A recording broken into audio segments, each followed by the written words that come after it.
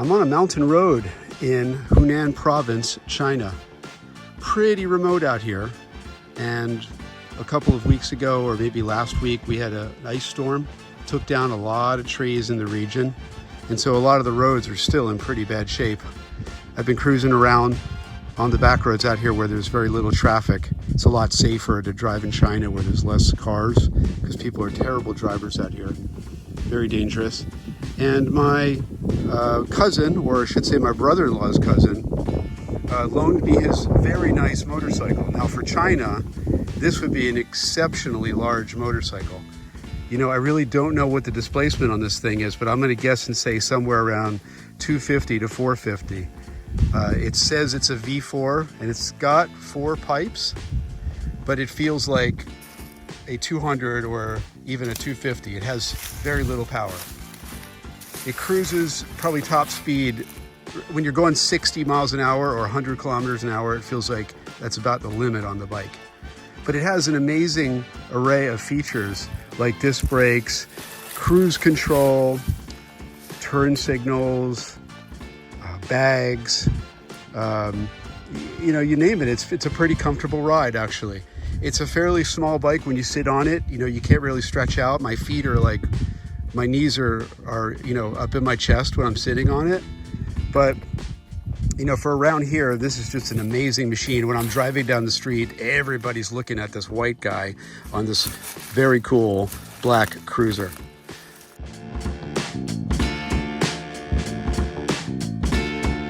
And it sounds pretty amazing for, you know, a little V4. Let's start it up and listen to it.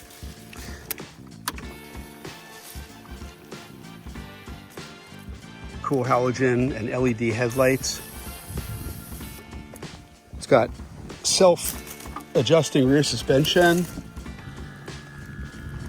Let's see, I've got it in neutral. No, I don't have it in neutral. It's got a heel and toe shifter. It feels a little on the cheap side, you know?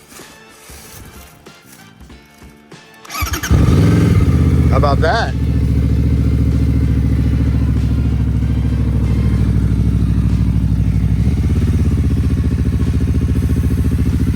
The actual, you see the self-leveling just drop down there?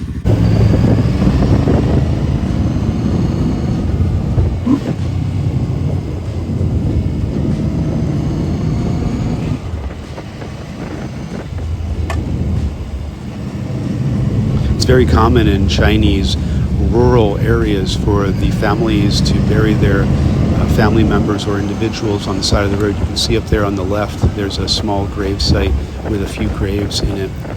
The weather today is about 70 degrees and it was just a little bit chilly in some low areas. You can see melting snow on the side of the road from last week's snowstorm.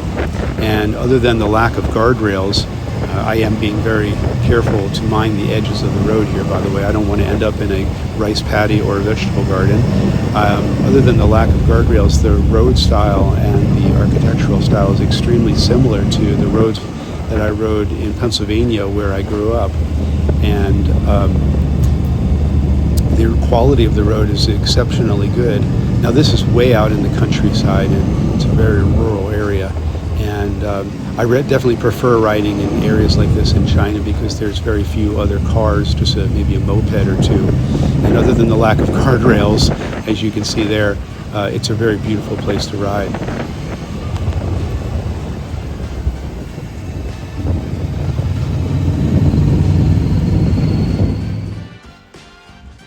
The bike is an exceptional machine for this area in China. The tuning of the bike seems to be a little bit conservative. I think it's running quite lean. It tends to overheat and doesn't want to really idle when you're in traffic. And I can hear the cooling fan click on quite a lot.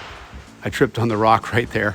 But I really want to thank my cousin for loaning it to me during this trip. It was really an exceptional pleasure taking it around the country area and enjoying this part of the world.